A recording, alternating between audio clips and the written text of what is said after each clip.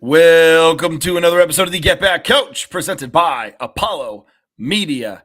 Another week in the books. You know, Jay, they say you get the biggest jump you make as a team is between week 1 and week 2. And let's see if that's true. But, Jay, before we get started, tell them who we're brought to you by. Yeah, this season, the Get Back Coach is brought to you by Battle Bets. Battle Bets is a new way to test your college football knowledge against your friends for fans of the sport of college football. Now, what is Battle Bets? It is fantasy betting exclusively for college football. So you can create a league with your friends and place bets on college football each week with fake money. They have spreads, over and unders, money lines, and props. Track your bets and earn points throughout the season to win your leagues. Download the app on the Apple Store, sign up for free, and let Battle Bets know we sent you by selecting the Get Back Coach as your referrer in the Ambassador section. It's 100% free to sign up for the Battle Bets Get Back Coach League today. And there are also weekly prizes as well as a season-long prize in the Battle Bets Community League. We'll have those links on the social, but we are thrilled to be partner with Battle Bets. Jake, let's get into it. All right. And remember, Battle Bets, make sure you let them know that the Get Back Coach sent you. But Saturday, let's start with some noon games here. Baylor and SMU, probably the most entertaining game from that slate on Saturday. Baylor beats SMU 48-45 in double overtime.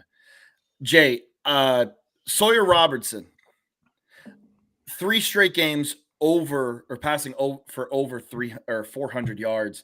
Baylor fought back, was down double digits. This is a huge win for Dave Aranda and the Bears, who are looking for a Big 12 crown. Yeah, this was a game where I thought Baylor would be a little more competitive with SMU than they were with Auburn. I think Auburn's just a more physical team. Mhm. Uh, Baylor still has trouble in coverage. I think that's just kind of who they're going to be as a defense this year. But the offense was great out there. SMU kind of let them hang around, and then Baylor able to pull it off again in double OT. SMU has not beat Baylor since the death penalty. So that's something that the fans are probably not going to be happy with. Now, I don't know how often they've played in that time span, but this one was one that SMU wanted for a lot of reasons. I think it would have been great for them as a Texas program to get a win over Baylor. Equally as important for Baylor to get that win over SMU.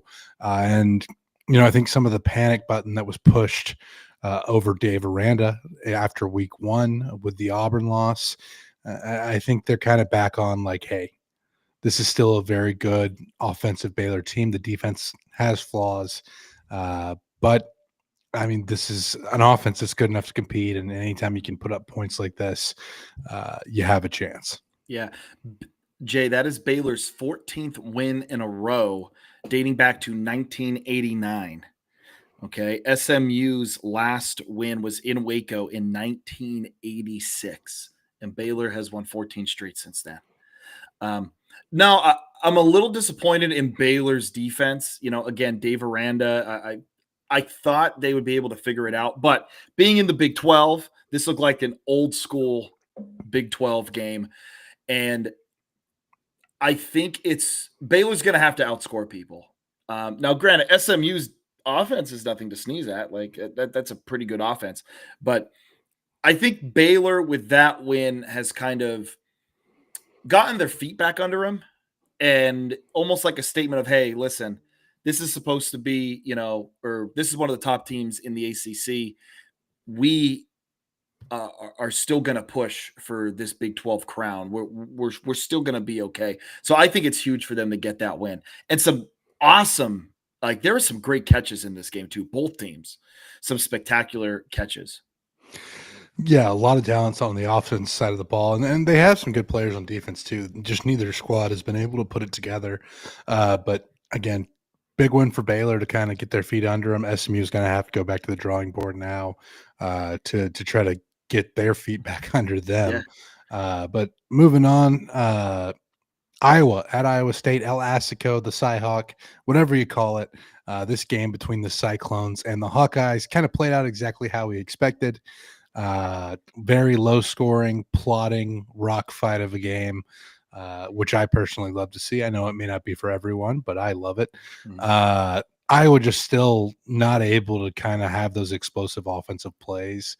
Iowa State, I think this proves that they can win games multiple ways, right? Mhm. I think we in Kansas State we saw the offense open up a little bit more. I think this week against Iowa, it was about their defense, their ability to create pressure, to wreak havoc on opposing quarterbacks. That really helped them out, and big win for Iowa State. They keep that momentum going that they got for the first week of the year over in Ireland, and you know, they look good. If somebody were to have picked them to be in the Big Ooh. 12 title game, like I think Jake you did, I am. Yep. uh, I think you have to be looking at it, and Iowa State has a real good shot to be in Arlington come the closing weeks of the season. Yeah, Iowa State looks pretty good. They've just won back to back, Cyhawk games. And Jay, I think the play of the game is second quarter. Gronowski throws a pick and puts Iowa State in really good field position. Iowa State caps off the drive with a touchdown. I think that right there was such a gut punch to Iowa. And again, Iowa's inability to stretch the field, I think, is the major problem. It is their biggest weakness. And I think what defenses do is just, shut everything down in front of you. Shut everything down within the 10 yards, make them stretch the field, and I just don't think they can. Um, and I think, man, if Iowa just had a burner at receiver or a quarterback that can sling it a little bit better, this team would be so good. And I feel like we've been saying that for a decade with Iowa, that like they're always good, they're a tough out, really good defensively, but they are just missing some dynamic playmakers uh, outside the tackles, and I think it really killed them here. And I think it was the difference maker in this game. Cyclones hit a 54-yard field goal, and Iowa just could not get the 2-minute offense to work. A little bit hard. I was a little disappointed in their ability to protect Gronowski late in that game. I think there were 2 sacks on that last drive, just defensive tackles or defensive ends just pinning their ears back and going. Here's the thing. I was going to be a tough team in the Big Ten. They are not a play. I don't think they're not a playoff contender, but they're going to be in that 8 to 9 win range, and you better bring your A game when you're playing the Hawkeyes. And I think we all know that. Yeah, I mean, it's just the same identity that Iowa has had for so long, and they kept this one close to their credit. Like this was a very competitive game. Iowa's defense is still going to create problems for teams when they play them. But moving on from this one, we had 2 very close games to kind of kick this off. The next one that we're going to talk about was not close. Listen, I talked about this probably being the end of Mike Gundy's run at Oklahoma State. I don't think anything's ever felt clearer than what Mhm. the Oregon Ducks did to the Pokes in Eugene. Yeah, and we saw that line 28.5. And Jay, thankfully, I did not put money on this game. I said last week I was going to take the cheese with 28.5. Luckily, I did not, as you saw with our official picks that are on our uh, Twitter/X account. Um, the writing's on the wall. This team was awful last year, like awful. And now the thing was, and I think we talked about this in the Big 12 preview, I don't know if they improved anywhere. It certainly doesn't feel like it. No. And like the thing is with this, Jay, and again, I watch back the condensed version of these games, which I do every Sunday morning. They looked out coached. That is, I think, my big problem here is that they didn't just get their ass kicked.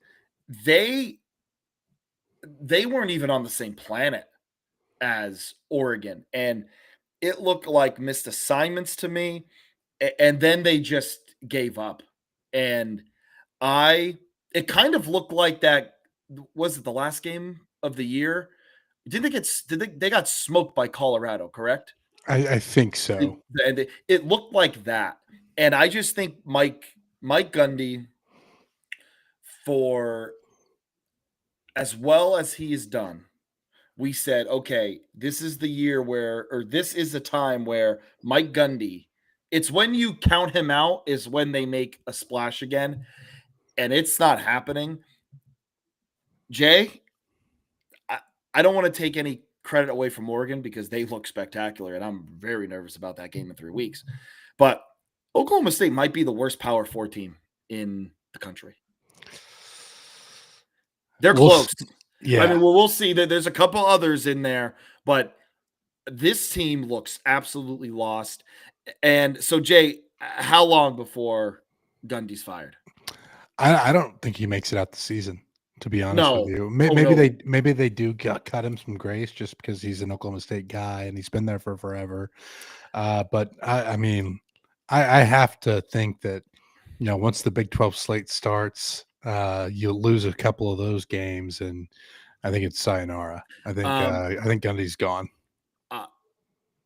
So I have a prediction. Gundy is. They say they're going to cut ties with Gundy in week 6. Okay, give me week 6 or 7. They're going to say they're going to cut ties. Gundy is then offered, like Coach O, you can finish out the season, and Mike Gundy is going to say, nope, I'm gone. And then he is going to flip the birds as he's leaving. Absconding with his buyout, riding off into the proverbial sunset. Yeah, listen, Oklahoma State, the schedule ahead, I think you have a winnable game against Tulsa. You better hope. Tulsa just lost to New Mexico State, so yeah, it's bad. Baylor at home, which is probably going to be a loss. Mm-hmm. Arizona is, I think, maybe the one team in the Big 12 where I think, hey, maybe they have a shot, but it feels like Arizona's taken a step forward this year. Yep. Now we don't know about the level of competition yet, but I mean, there's a real chance that, again, this is an Oklahoma State team that I believe did not win a conference game last year. And I don't think it's out of the realm of possibility for them to go winless in conference once again. Mm-hmm. I wouldn't be surprised if it's after the Arizona game, to be honest with you. After Arizona, I'm thinking after Houston or Cincy. Because then you have Texas Tech. Listen, Cincinnati looked better than them, and I'm really low on Cincinnati. Houston is going to be ready to play with Willie. Central Florida, I think Central Florida, and listen, we're going to talk about Kansas State. I don't know what's going on there. I think Central Florida might be their only shot at a win in conference. This team looks absolutely bad, and I am disappointed how they just completely laid down in the third quarter. And Oregon called off the Dogs in the fourth, by the way. Yeah. This could have been worse. This could have been worse. And do you think, I mean, I think it's obvious. Oregon took major offense to Gundy saying, no, we don't buy, they're buying wins over there, because of Oregon and their tie to Nike and they have all this money. Again, you just don't say that, because now you took a bunch of younger players at Oregon to now rally with each other and made them more motivated. And yeah, they took it to him. This game wasn't even close. No, not close. And I do think that was a little bit of bulletin board material. Oh my God. It's kind of like, I guess it was Oregon and Colorado, right? That there was a little bit of chirping back and forth, and Oregon ended up winning that one. I think Oregon was responsible for some of the chirping. But this one against Oklahoma State, I mean, when Gundy said that, I think it just kind of lit a fire. Oh my God, and I think they were pissed off. Oh my God, yeah. Big upset over the weekend, Jay. South Florida goes into the Swamp. Bulls win 18-16. Jay, Byron Brown, we talked about that guy in the summer. Guy is an absolute warrior, played a great game, putting his body on the line. But, Jay, I'm really impressed with South Florida's defense. Yeah. Like, this was an area of concern, I felt like, coming into the year, and they were able to use the transfer portal. They look really good. They are the front runner. I think it's a clear front runner to be the Group of 5 representative. They are for sure, and I think they have the best 2 wins in the country so far through 2 weeks of the season They do. over Boise State and Florida. I don't They think that's up for do. debate. Uh, They do. Now I do worry a little bit about, again, this week, you have another Mhm. tough game. You have Miami, Yeah. which I think Miami is a much better team than Florida based off what we've seen. Mhm. But you have to be impressed with them. Uh, how crazy is it that in the span of 5 years, Florida has lost 2 games on the most ridiculous penalties between the Yes. shoe being thrown and Yeah. the spitting on Saturday against South Florida. It's also weird that we got 2 spitting incidents in the same football weekend, I right? know. It's like, what is happening here with the spitting? I was gonna make a bad joke. Anyway, um, so not only the spitting penalty, there's another personal foul penalty to, you know, make it easier for South Florida to drive the field. Um, Florida, and this is my problem with Billy Napier, um, who is on the hot seat, might be on the hot one of the hottest. I mean, I think Gundy is hotter right now. And we But we talked about how difficult that schedule is for Florida moving yeah, forward. it's really tough. They got the short end of the stick there. But my problem with Billy Napier is, and I don't know, maybe it's just Florida. I don't know, just very undisciplined. Just undisciplined football, and it's going to absolutely kill you. And I think that's coaching, and I think that's culture. Um, South Florida again, great bend don't break defense as well. I'm a little again, DJ Lagway still kind of young. Didn't look the best against South Florida's defense. But Jay, do you know about South Florida's kicker? Who he is? Yeah, I was glad he didn't injure himself celebrating that game-winning kick. I know, right? It's for those of you who don't know, he is a Grammatica, son of Martin Grammatica, who was with the Buccaneers and the Cowboys, I think, for a bit. I remember there were two Grammaticas, but I believe he's the one that was on Tampa and then Dallas. But that's a cool little wrinkle in that. He missed one with 3 minutes to go, and then they got a stop, and then he was able to hit the game winner at the end. But I think this is the second time in 3 years South Florida's beaten Florida. I think they beat him in a bowl game a couple years ago. That may be right. But either way, this is a Yeah. massive win for this program. They now have 2 wins over, at the time, ranked teams on the season. Mhm. They're into the rankings themselves now. I think we've talked about a little bit about Alex Golish on this program before, the head coach at South Mhm. Florida, and we're impressed with the turnaround he had in year one. Last year wasn't as good as we expected out of this team, Mhm. but man, have they come out the gates hot in 2025. Yeah. And I think I'm confused with South Florida with Central Florida because that is the first time South Florida has ever beaten Florida. They've played each other 4 times since 2010. Florida has won all of them except for the last one. Huge win for the Bulls. Huge win. Um, Next up, Jay, Missouri and Kansas need to play every year. Yeah, Border War should This, be an annual game. yes, this was so much fun to um, kind of watch over on social media. Just these two teams really hate each other. There's that historical significance too with the pro-slavery um, Missourians and the Jayhawkers, who were also very ruthless people in the they We were don't ruth have to both we sides don't have this. we don't have to, yeah. We're But definitely on the side of Kansas we are on the historically. side of Kansas. John Brown may have been a little insane, but that's all I'm going to say there. Shout out my boy John Brown. Anyway, by the way, Jay, just again historic aspect, like how crazy is it that like these programs formed like 30 years after the Civil War, and you would have legitimate like Civil War veterans on the sideline watching these two like go at it. Like there is actual hatred between these two that runs real deep. Yeah, and it's wild because like Missouri is one of the slavery states that wasn't uh, in the Confederacy. Mhm, Uh, and we can get into the historical aspects of it, but it is crazy just like how much that shaped just the history of college football in the mhm, weirdest way possible. I mean, you had a dude on a chance to kick a field goal and win $25,000, I think, towards a scholarship, and and instead he he kicked takes it. off his shirt, has FKU on his shirt, and Mhm. he kicks it at the Kansas sideline. Wild move, by the way. I don't think I've ever seen Awesome. that. Listen, works out for him because I think he said he's like, I knew I wasn't going to make the kick, so Yeah. I'm just gonna make a viral moment. And listen, he's been getting interviewed and stuff He on it. he might get an He, NIL deal without yeah, playing for the team. exactly. But on the game, Kansas, this goes a little back and forth. Missouri just kind of pulls away. Listen, Bo Prabula, I know Bo Prabula very well from his time at Penn State. He looked really good. But why did he look good? Because Missouri was doing things that Bo Prabula does well. Runs read. He's going to use his legs. You're not going to ask him to stretch the field.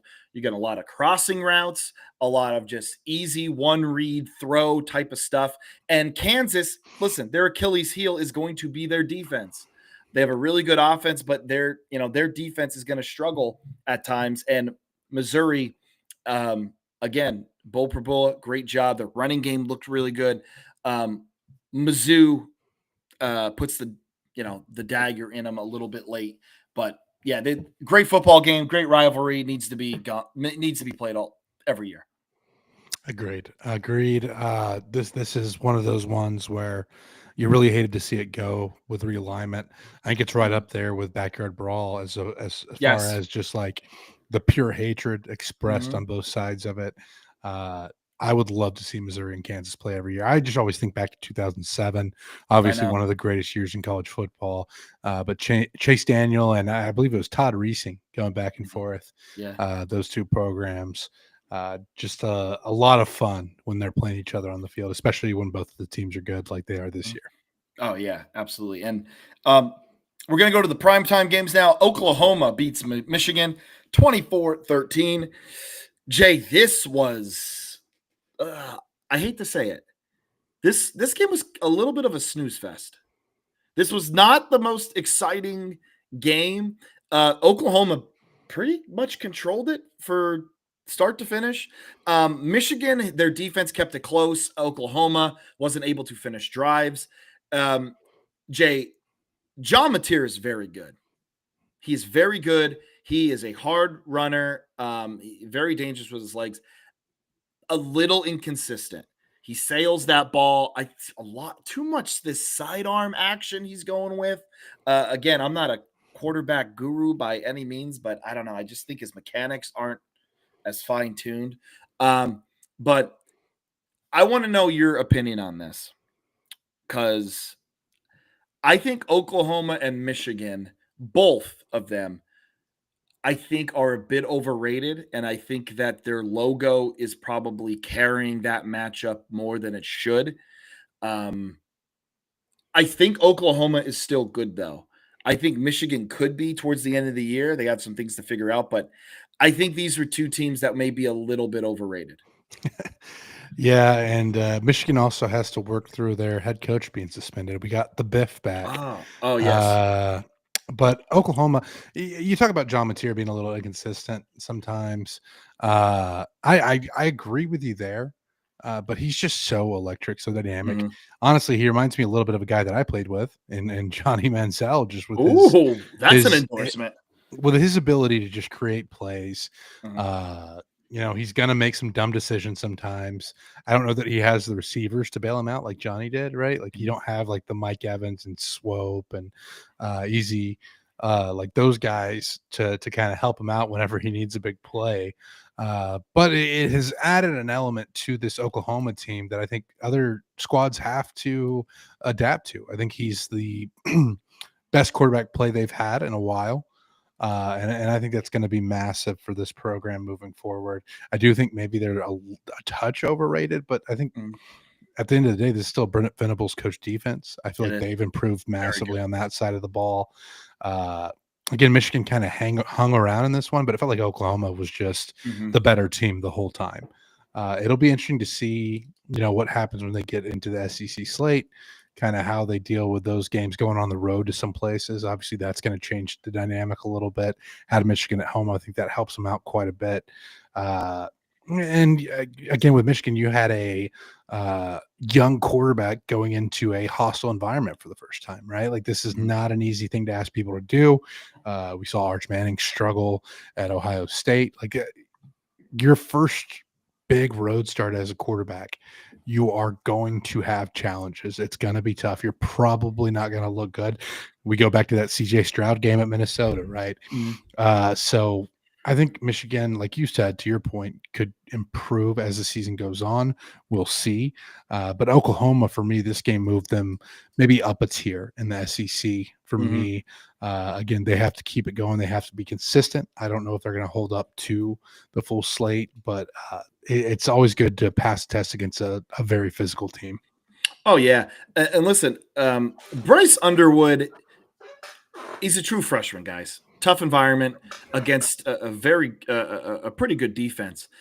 And here's the thing also with Michigan, not a lot of really great skill guys on the outside for Michigan either to like help him out. He wasn't awful. He wasn't good, but he wasn't terrible. I think things are going to slow down a little bit for him as the season goes on. He's an incredible talent. Don't write him off quite yet. Okay, let's see a little bit more from him. Yeah, and I think we will as the season goes on. But moving on, we had another upset. Mississippi State takes out Arizona State in cowbell country.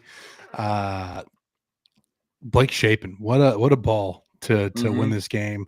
You wonder a little bit about the defensive decision making, but this is who Kenny Dillingham is as a coach. He takes risks. Maybe it would have been smarter to have somebody back deep, knowing a touchdown loses you the game. But ultimately, like, big win for Mississippi State. I think they've improved a ton. I don't think we want to discount that win over Southern Miss on the road at Southern Miss with a lot of guys from last year's Sun Belt winning Marshall team following Charles Huff down there to Hattiesburg. I think that was a good win for them on the road. And I think this win at home is obviously even better over a playoff team. I think Arizona State's fine. You just kind of have to bounce back from it. I think they maybe needed a little bit of a wake-up call. When you come off such a big season like they had last year, winning the Big 12, going to the playoff, you can start to feel your oats a little bit. And I think maybe this was Arizona State's like, hey, you gotta do it again. You're gonna have a target on your back this year. It's gonna be a little bit tougher. I think it was that kind of moment for him. Yeah, no, and that's the thing. Like Arizona State, I think is gonna be okay. Like you said, they're gonna be fine. This might be the best thing to happen to this team. It might be the best, because one, you don't lose a conference game. You know that conference games, like for the Big 12, they matter the most because if you win your conference, you're in. Yep. You know, if you run through your conference and say this is their only loss, or maybe they go 10-2, but they only have one loss in the Big 12, they're in. And I think Arizona, especially with Kenny Dillingham, like talking about their practice, like it was after one of those practices, he's like, we had an average practice. We had a good practice for an average team. I think this might be the wake-up call they need. Sam Levitt didn't look great until like the fourth quarter. But huge win for Mississippi State. That fan base has been going through a lot for the last 2 years, maybe even 3, probably since Mike Leach passed. This is probably their biggest win since then. So huge for Mississippi State. Jay, did you take a little offense to Dillingham's comments about we can't get a hotel? They got no hotels in Starkville. Like, it's definitely bulletin board material, but like, is it a stretch? I mean, you've played there. You have played there. Yeah. Right? So when we went to Starkville, I think we stayed in Columbus, Mississippi, which was about 25 minutes away. I will say it was the worst hotel food that I had in my road trips as a A&M football player. And the cowbells are pure torture. Like it is the most ungodly sound I've ever heard in my life whenever those get going. And unfortunately, we heard it quite a bit because that was Dak Prescott in 2014. But Yeah, I mean, I think it was maybe a little bit over the line. Like they Mhm. definitely could have stayed close. Like there's definitely hotels without casinos within 25 minutes. So you didn't have to Right. stay an hour away. I know Arizona has had budget problems. I don't know if this was like an Arizona State thing where they just didn't have the budget to get to the hotel. Mm. Maybe, it was a similar accounting error where they had like an extra zero on something and they're like, our hotel budget for Starkville is not as good. But I don't think the comments, like, it was a little bit of bulletin board material, but I think that it really comes down more to uh, Mississippi State's just hungry. I think they've just had so much bad going on for the past few years, like you mentioned, since Mike Leach just passed, that this fan base and this team just kind of needed a moment like this. And I think Mhm. that was massive for them in Starkville. Yeah. I mean, great ending to that game. I mean, all-time classic. It's one of those games where you're watching it and you're like, I just watched an all-time classic game. So awesome We to had a see. we had a few of those this week, I feel like. I mean, college football world, NFL world, but yeah, we had a few of those. We definitely have the BYU SMU game. Same thing. I wasn't able to watch that one live, but BYU and who? BYU, or sorry, not BYU, And Baylor and SMU. Oh, SMU, yeah, right? yeah, Baylor and yeah. SMU. I mean, yeah, Baptist BYU. yes. You could put Iowa and Iowa State in there too. South Florida, Florida was one of those games where you're like, man, this is a classic as well. Um, yeah, we had a few here in week two. Had a few in week two. Here's some scores from other games. We're going to go a little bit quicker with some of these. Vandy beats Virginia Tech. Jay, Virginia Tech was playing this game like they knew Brent Pry's job's on the line, and then they just fell apart at the end. Our guy Brent Pry it's not looking good for our guy. No, it's not. I think it was 34 unanswered for Vanderbilt to come back and win this game and really kind of turn it into a not close game at the end. And the pass protection for Jones just hasn't been there. Defensively, they just can't hold up over a long period of time with their offense not really They're getting on the anything field. going. I Yeah. was just gonna say they are on the field so much, and that is demoralizing for a defense because if the first half, your defense is, hey, we're good, we're good, we're good. We're going to keep you guys in this game. But when that late third quarter, early fourth quarter starts and you're on that field all the time, it's especially with a quarterback like, Diego Pavia, um, it's not going to work. Honestly, though, I think it's best for both parties. Brent Pry leaves. He'll get a defensive coordinator job, I think, within seconds, probably for a big program, too. Yeah. Whoever is looking for one, they're going to get a good one with Brent Pry. He's a great man. I really enjoy Brent Pry. I wish it could have worked out at Virginia Tech. It's just not going to. Yeah. But And I think it'll be better. Virginia Tech will be better than he left it because I think it was an absolute dumpster fire when he took over. But anyway, yeah, I'm done. yeah, moving on to that. This is a program that I thought we expected to do really big things this year. Mm-hmm. Kansas State loses to an Army team that is coming off of a loss to FCS Tarleton Tarleton. State. Uh, and Jake, I wanted to bring this up. So the loser of the Aer Lingus Kickoff Classic, I think is what they're calling the game Yes. over in Ireland. I guess it'll be 4 years now, but the last 3 years. 2022, Nebraska loses to Northwestern in the infamous game where the internet went down and all the fans got free beer. Yes. Nebraska went 4-8 after that loss. Scott Frost fired. 2023, Navy loses to Notre Dame in a blowout in Ireland. Navy goes 5-7 on the year, and then last year, of course, we all know what happened to Florida State. The Noles go 2-10 on the season after opening with a loss to Georgia Tech in Ireland.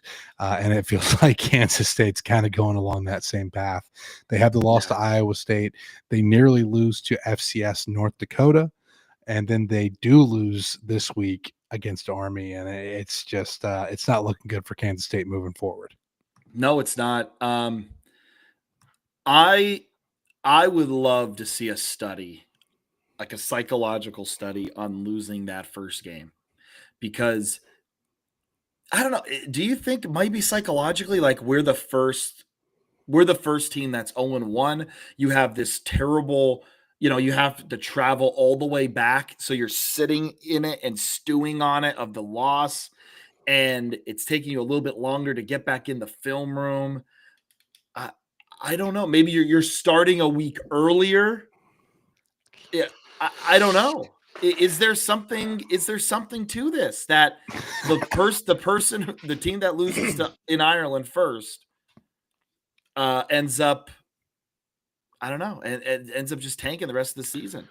I have no explanation for it. I have no idea what's going on, but Kansas State has to get it figured out in a hurry because this is not the start to the season they imagined. You're already 0-1 in conference, and now you've lost another non-con Mhm. game. So it's going to be Yeah. tough. I hope they don't do something foolish. If this season really goes south, I hope they don't do something foolish and fire Kleiman.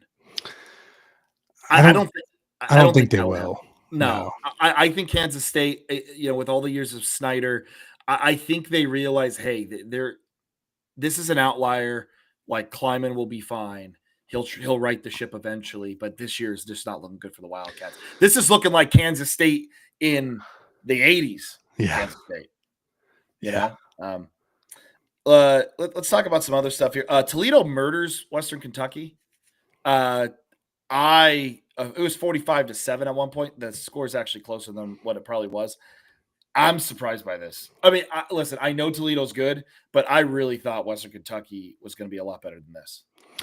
Yeah, the offense just couldn't get it going until the No. very end of the game, and when you have a team that is built around that offense and the defense is kind of optional, this Yeah, is what happens. yeah, and they had those mental lapses against Sam Houston. Yeah. That defense, and like they kept them in the game kind of. But Western Kentucky, their offense, if their offense isn't hitting, and that three-headed monster that we talked about just didn't have anything, wasn't doing. Huge win for Toledo in the Glass Bowl. Jay, another group of five. UNL, this is the UNLV team we thought we were going to see. They beat UCLA. UCLA could not complete the comeback. They win. UNL, the huge win for Dan Mullen in that group. This is the type of team that I expected to see from Dan Mullen. I'm also getting very worried about Deshaun Foster and UCLA. Also. Yeah, I think at this point, UCLA is probably done. Uh, you have the blowout loss to Utah, and then you lose to UNLV. And listen, I do think UNLV is going to end up being one of the better teams in the group of five, and I think they're going to get better and better as the year goes on. But yeah, you would just expect more out of UCLA, and I'm like you. I think with Sean Foster, like they gave it a shot. He showed some stuff at the end of last year. It just had the momentum hasn't carried over to this year, and it may be back to the drawing board for them in the Big Ten.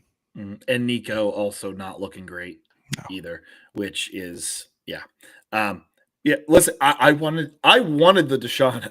I was out on Deshaun Foster, and then last year I was like, I think I'm in here. Like these guys are fighting for this man, but I don't know. You lose guys and you lose upperclassmen that might be Deshaun Foster guys, and now it's I don't know. It's UCLA is not looking great right now. Jay, we had some top 10 teams struggle in wins against lesser teams. Georgia 28-6 over Austin P. Austin P might be good They just might be in the good. FCS. I mean, They might be okay. they smoked Middle Tennessee, and now Yeah, they've hung tough with Georgia. yeah, That just might be a good team. they might be Uh, good. Surprising one for me, Clemson struggled mightily against Troy. Yeah. They needed a big comeback to win that game. They got it, but you're kind of pressing the concern button for Clemson now. Their offense didn't look good. And Jay, I'm gonna say something here, and I do not want it to be like sour grapes. Okay. I think Tom I think Tom Allen is a good defensive coordinator. Okay. I think he's a good one. I think his adjustments are fantastic. Tom Allen teams, for some reason, have slow starts on defense. It was Penn State's struggle last year. And I think we're starting to see it a little bit with Clemson, although I think the LSU game, it was kind of flip-flopped. I think LSU was just getting their number towards the end. But this right here, this start by Troy reminded me of those Tom Allen starts with them. And I think it might be a problem for Clemson fans. And again, Penn State fans told them, hey, Tom Allen's good, but you're going to have some slow starts. And I think that's what we're seeing here. Clemson's offense needs to, I don't know what they need to do. Klubnik is not looking like the guy I thought he was going to. But hey, they listen, a win's a win. And you take it with you, you hang on to it, and you get ready for next week. Yep. And speaking of LSU, they didn't look great against Louisiana Tech. No, I was again, another quarterback, disappointed in Nussmeier. Nussmeier, I thought, looked like the best quarterback in college football last week. He looked really good, making checks at the line, doing all the things that a very good college quarterback does. He did not look as good this week. Maybe a week 2 hangover after Clemson. I don't know, but didn't look great. And then Penn State, the game I was at, was only beating Florida International 10-0 at halftime. Granted, they did come back and they did get the 34, so they scored 24 points in the second half. FIU was a little frisky in this. I don't know, team to watch maybe in Conference USA just to, make a bowl game and stuff. Drew Aller did not look good, Jay. Drew, listen, I'm guessing you didn't watch the Penn State game. I did not. Okay. So Drew did not look good. He looked better in the second half. Do you want to guess the other player that has had a very bad week 1 and 2 from Penn State? Just one player? I don't know how well you know their roster, but I mean, I could rattle off some names. I thought Katron Allen had a big play. I don't think it Katron was Allen him. was great. Katron Allen was great. He's been Denied very Dennis good. Sutton would be the other name that Yeah. comes to mind. Okay. Those are very good. They have been having electric weeks. Nick Singleton has become a little bit of a concern for me. Jay, I'm talking about, and I was talking to Jeff, the Greek, a little bit, and we were talking about, it was one of those things where he's shying away from contact, like, hey, I'm going to be a big time NFL guy. I don't want to get hurt. Jay, it's the opposite. This guy is like lowering his shoulder into dudes and running into dudes instead of finding rush lanes. And it's the old Trent Richardson. Yeah, and I don't get. He's missing. I think his what's it called? Vision. I think his vision has been lacking the first 2 weeks. I hope it's fixed. I think he's going to be okay. Yeah. I think he's going to be okay. But anyway, Penn State fans are not happy. There are some nerves going. Yeah. For 3, it's going to be everyone's going to be puckered for about 3 weeks until that Oregon game. Yeah. It's going to be, but yeah. So anyway, Penn State. So a lot of teams struggled in the top 10 this week.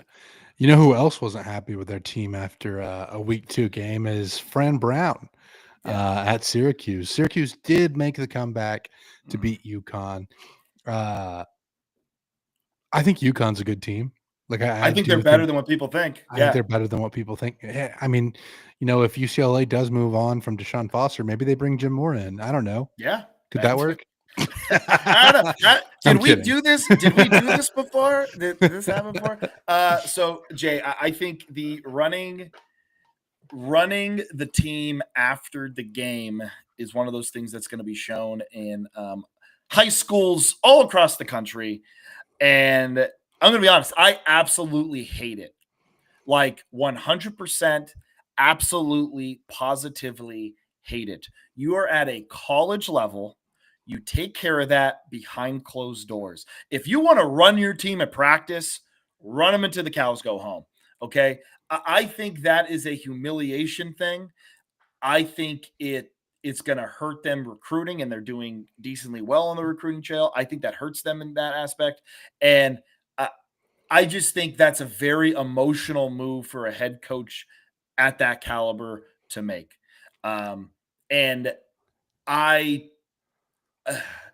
don't see any reason to do it unless you had dudes that were like, you know, whistling at girls in the stands or mouthing off to coat, like, Yeah. or something. That is Doing the stuff at the team hotel yes, the doing night stuff at the before. team hotel. That stuff, fine. I still think do it at practice, but I understand. I haven't seen anything that says otherwise. I hate this move. Yeah. I agree. I think it's just kind of, I mean, I think it's part of like Fran Brown and who he is as a coach, but it's taken to the extreme. Mhm. And it's almost becoming like a caricature of yourself. Performative. Yeah, and I just I don't love it, but who knows? Maybe that's maybe that's what they needed to. Maybe, yeah, maybe that'll wake them up. But hey, they got the win. Jay, hit us with the FCS minute, and I have a feeling we're going to go longer than a minute, and that's okay. Yeah, it is probably going to be longer than a minute today because I have a few things to talk about. We had a couple FCS over FBS wins. Mhm. You had Long Island, an FCS team, beating FBS Eastern Michigan 28-23. FCS Bryant gets their first ever win over an FBS program. It is UMass, but it's still an FCS over a FBS win. Lamar with a massive upset Whoa. over number 6 South Dakota.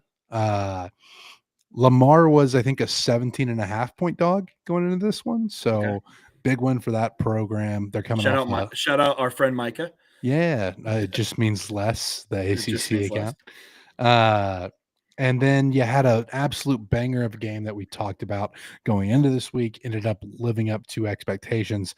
Number 2, South Dakota State beats number 3, Montana State on the road in Bozeman, but it took 2 overtimes to do it.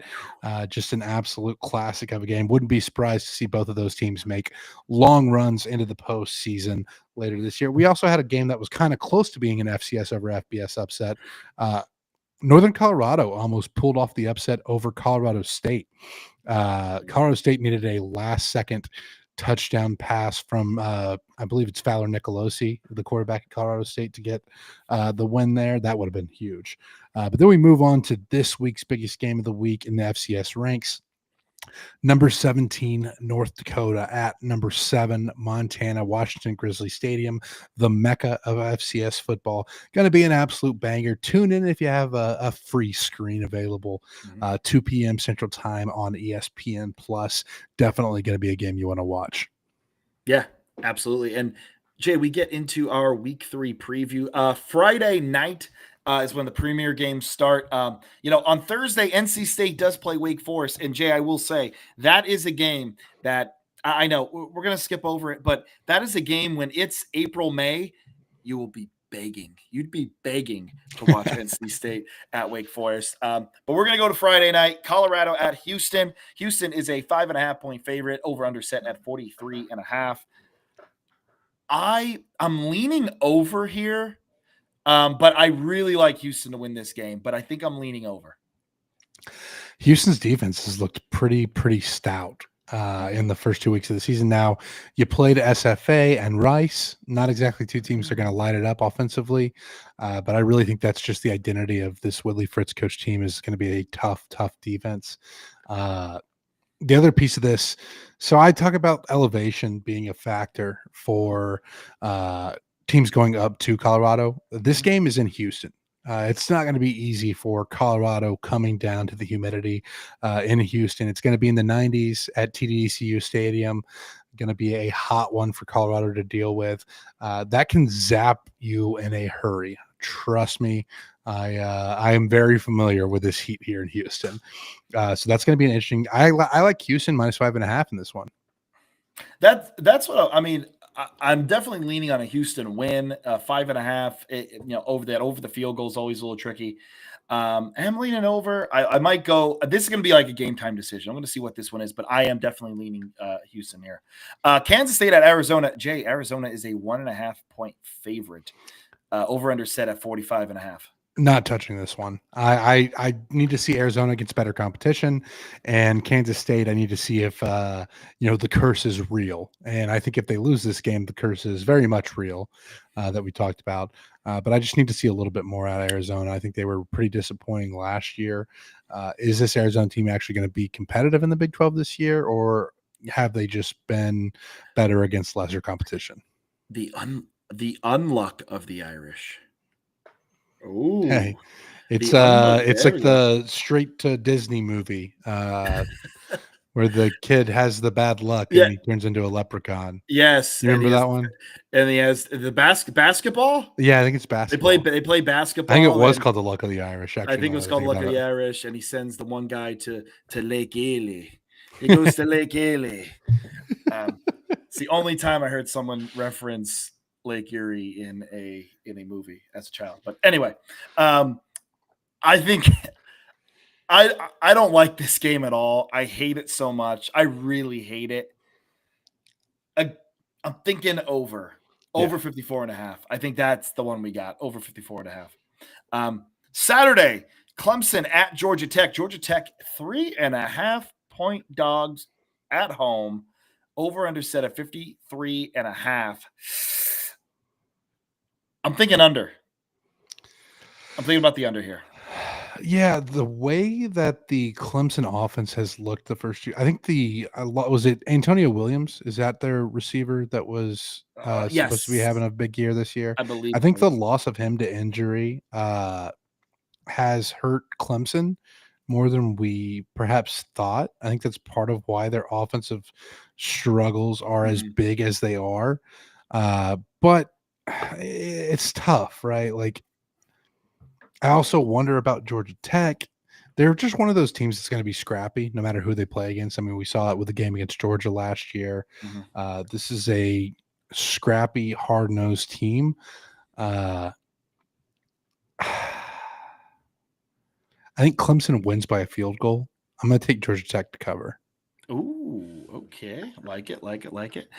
Wisconsin at Alabama. Alabama is a 20.5 point favorite. In Alabama, I am taking. I'm going to take the under in this game as well because I don't think Wisconsin's going to score at all. Yeah, it's just Wisconsin has not been impressive so far. Uh, Going into Bryant Denny, I think Alabama also kind of has a fire lit under them after Mhm. what happened in week one. I like Alabama to cover in this one as well. Yep. Um, Georgia at Tennessee. Tennessee 3.5 point dogs at home in Neyland. 50.5 over under. I don't know. This is another one. If I'm better, I don't want to go anywhere near this game at all for anything. Over under for the spread. I don't sit back and enjoy. Should be a very good football game. Yeah, going to be a massive Saturday night in East Tennessee. We also have the Bristol night race going on in NASCAR. But this Georgia Tennessee game is going to be the opposite of a NASCAR race.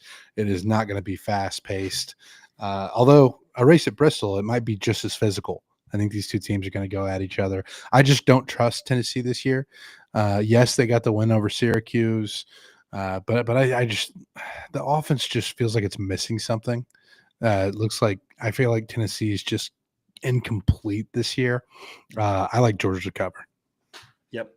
Um, South Florida at Miami. Miami 17.5 point favorites. Over under 55.5. I'm taking the under in this football game again. I'm a lot of unders this week. I like the under 55.5 in this one. I think South Florida has a bit of a hangover.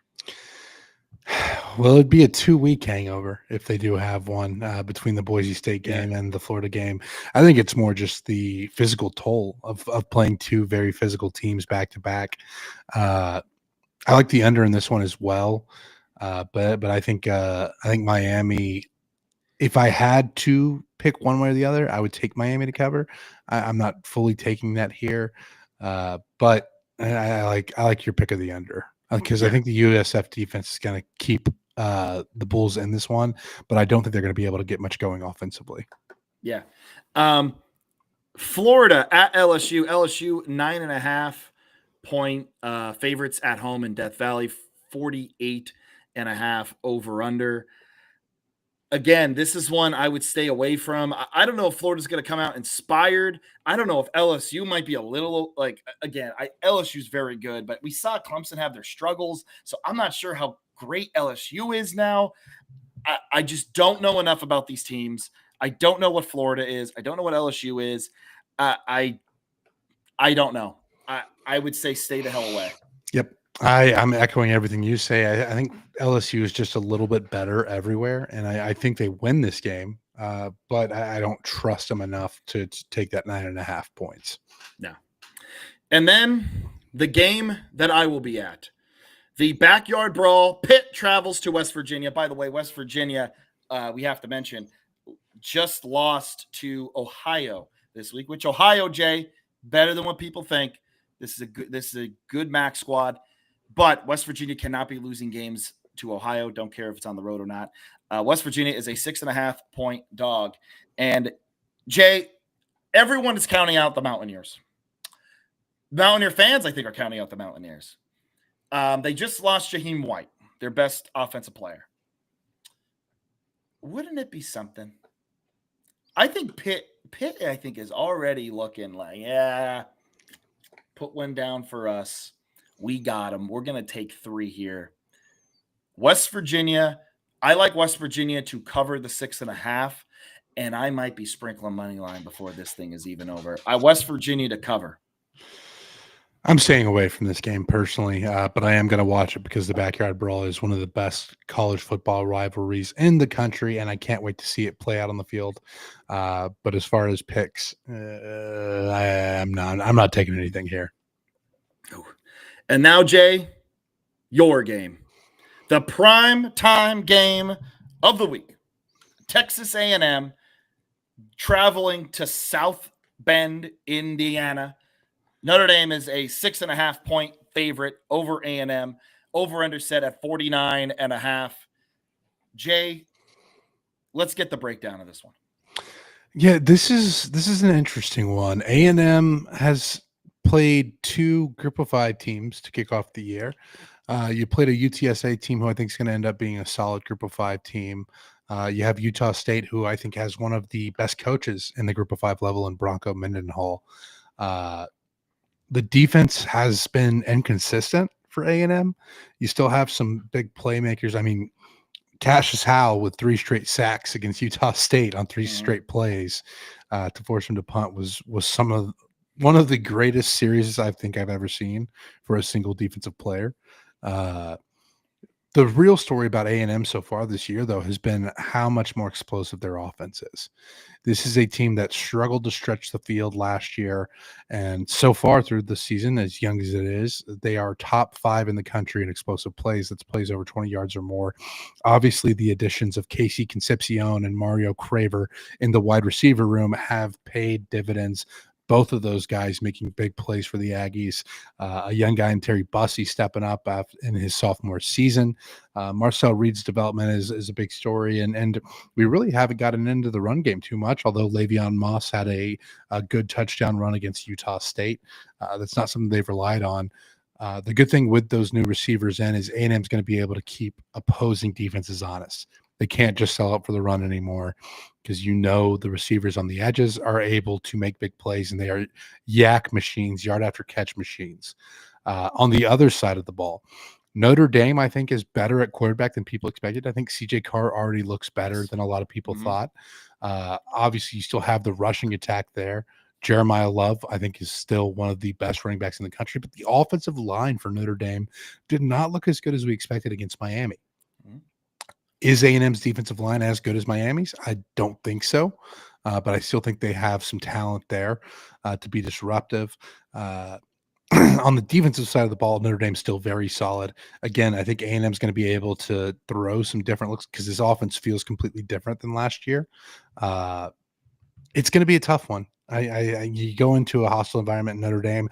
How does the bye affect Notre Dame is one of the things that I'm most interested in. Notre Dame loses to Miami in week 1, and then they get a week off before A&M comes to town. Is it going to be rest or is it going to be rust? I think that's a big question going into this one. I mean, obviously, I would love to see A&M pull it off. I just think Notre Dame's a little bit better on both sides of the ball, or at least more consistent defensively. I think A&M has had too many mental lapses those first 2 weeks. Now, is that a case of A&M being a little more vanilla? I don't know, but you would still like to see better execution on that side of the ball. I do think A&M's offense is going to be better than when these two teams met last year by a decent margin, and I think it's going to be a close one. With that said, I probably still lean Notre Dame To cover? to win. I'm staying away from the covering. I'm staying away from the bets here. Um, I like A&M to cover in this. CJ Carr has been I think is a pleasant surprise for Irish fans. I really do. He played, pretty well in that Miami game. And Jay, you played at a higher level than me, but you look at offensive line play, I think across the country, I think it's tougher than people think to start gelling together early on in the season. I think that the casual football fan is just going to say, well, you just push people around, but it's the combo blocks, it's the protections, it's knowing where your help is on the line. And I believe that, offenses don't start gelling until week 4, maybe even week 5. You'd like it to gel quicker, but I think that's kind of what we're seeing with Notre Dame and the rush. I would like Jeremiah Love to get more touches for them, if we're being honest. Um, I, I think A&M is going to come into this one I mean, both these teams are going to be motivated, but I think A&M's defensive line, I think, is going to cause some havoc. Again, this is an early on. I don't like the bye right after the bye. You play a game and now you're on a bye again. I don't know if you're comfortable. I think A&M might take a lead early in this. I don't know how it's going to play out, but I have A&M covering here. A&M covering the 6.5. Man, I would love to take money line. I do think Notre Dame as a team, though, is better, like you said, but I got Aggies to cover 6.5. Yeah. Either way, really excited to see that in a dynamic environment in the South Bend. I have a feeling that's going to be one of the games of the weekend. Oh my God. Absolutely. Can't wait to watch. That's a primetime matchup, correct? It is. Can't wait to watch. I'll be somewhere in Morgantown watching it. Hopefully I'm happy watching it. But yeah. Jay, let's land the play. Well, folks, it's crazy that we're already in week 3 of the college football season. Appreciate each and every one of you who tune in, who listen to us, who support the show. Do all the things that help us grow as a podcast. Rate us 5 stars. Give us a like. Make sure to subscribe. Do all those things. Make sure to download Battle Bets. Let them know that the Get Back Coach sent you by selecting us as your ambassador in the referrer section. And we'll see you back here next week after another great slate of games. Cannot wait. ESP